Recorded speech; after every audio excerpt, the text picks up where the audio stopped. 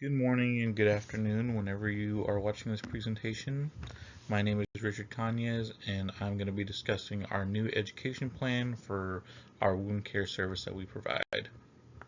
Why are we doing this? We saw that there was an increase in readmission rates related to wounds, especially surgical site infections and diabetic ulcers that were just not healing properly.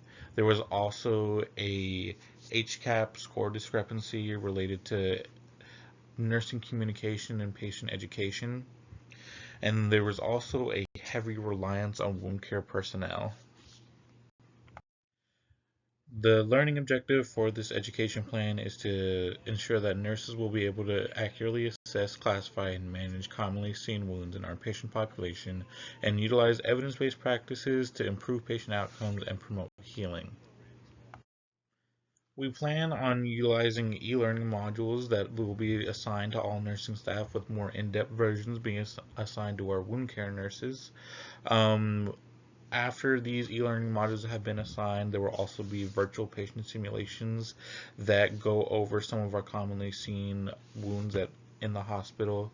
And then we'll utilize quizzes and Kahoot assessments to ensure that knowledge is retained and have it be more engaging among staff.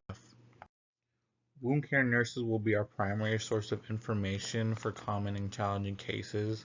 They will be a huge help to implementing this education plan, as well as hospital administration, ensuring that the budget and staff is appropriate for the new programs that we'll be utilizing, staffing to ensure that one, we have people to actually give the education as well as staff the units, and then we'll be utilizing our accrediting bodies to ensure that the information that we provide is accurate.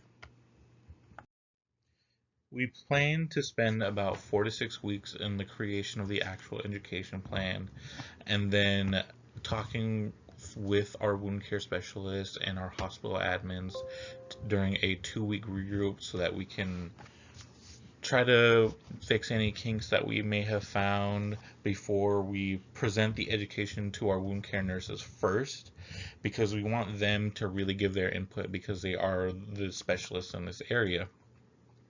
After that, we plan on having a 2-week education to staff with our wound care nurses present so that if there's anything that they feel that they need to add, they can. After that, we'll have a 2-week regroup to kind of just discuss all the things that we think went well, what didn't, what questions still might have not been answered, and then check in for 3 months afterwards on how everyone feels that the education went. We do highly encourage all staff to take this education plan, but it will ultimately be up to supervisors to assess whether the education needs to be mandatory for their staff. We will have time selected over that 4-week period of education for people to sign up for the in-person versions. And this is all in terms of helping our patients, and it's in the best interest for our patients. We plan on sending out flyers and emails with all the information regarding the new education plan, as well as a QR code and link to schedule times for the in-person service. If there are any errors with the new programs, we will have IT on standby to help troubleshoot any issues. And if there is a mass denial of service, we will have an email sent out letting everyone know. Also, for the in-person versions, if there is a day where any of our nurses are not able to give the instruction, we will have rescheduling options. Lastly, to actually assess if the education went well, we're going to look at readmission rates, see our patient satisfaction scores went with our HCAPs, and then look at wound infection rates to see if the education was successful.